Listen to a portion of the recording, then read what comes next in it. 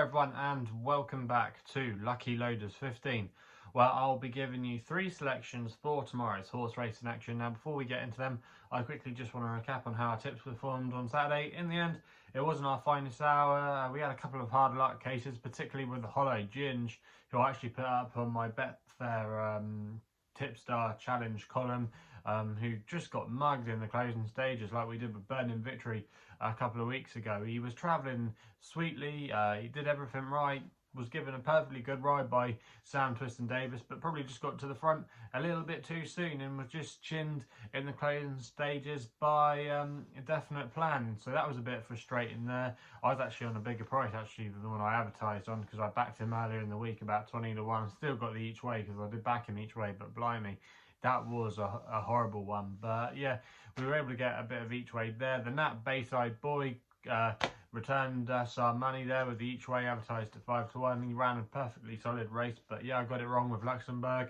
I thought he might struggle, I thought he might be a little bit inexperienced still in the yard form before going into Saturday.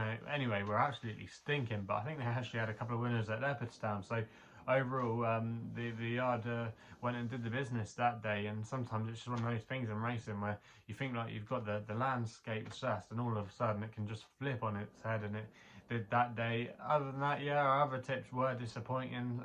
Small Bad Bob just never really got in the race at Cheltenham there. Cashew was well beaten at Newbury, and so was Mirando, who did shape like he was coming there with a good run, but he just folded away in the closing stages. So on the whole, it wasn't our finest hour on Saturday, but on the whole last week it was a pretty decent week.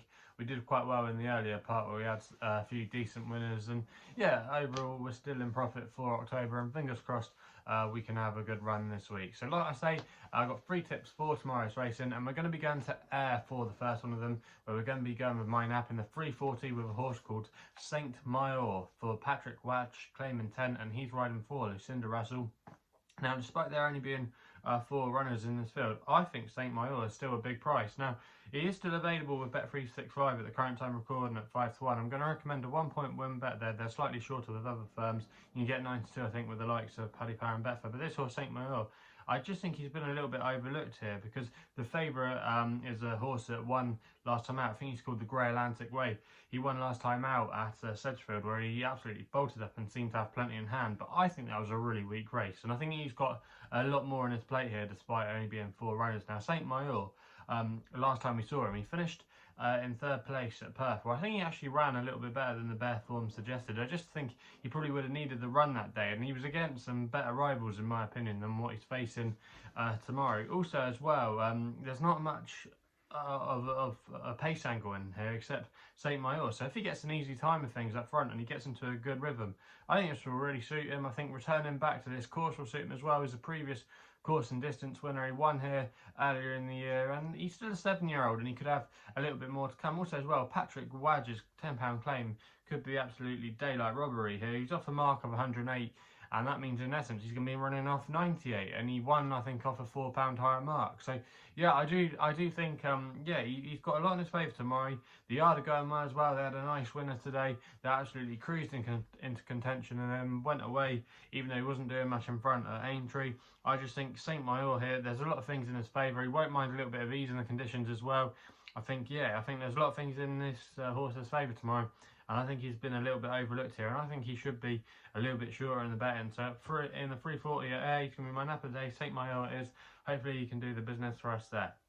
We then go to Leicester for a bit of flat action in the 4 o'clock with the next best, and I just thought Afaak could take all the beating here for David Egan and Charlie Hills, currently available at the time recording at 7 to 4 with the majority of most firms. Now, this horse Afaak, a few years ago, had some great fun with him when he was progressing through the handicaps, and unfortunately I wasn't on him the day he won the Royal Hunt Cup, when he won it off a mark of 103, and ever since then he has struggled a little bit. He is now down to a workable mark of 99. He's £4 lower than when he won the Royal Hunt Cup, and he has had a couple of setbacks along the way, but his last effort at Haydock was a bit more like it, when he was running on really strongly behind Nugget, who ran an okay race in the Balmoral handicap. Nugget has been a real improver this year in handicaps and could have a little bit more to offer moving forward to next season. So I think it was a good run there by Afaak, and he could have a little bit more to offer in this race is off a workable mark. Now, there's not too much pace on in here, but I just think that David Egan, if he goes back through the form book and has seen in the past how Afaak has gone in the past, some of his best efforts have come when he's been ridden aggressively and ridden prominently. When he won the Royal Hunt Cup, he was up there with the pace, and when he ran a good race, when he tried to defend his crown, when he finished in 7th, he was just touched off in the closing stages. But I think if they go forward with him tomorrow, I think that will suit him.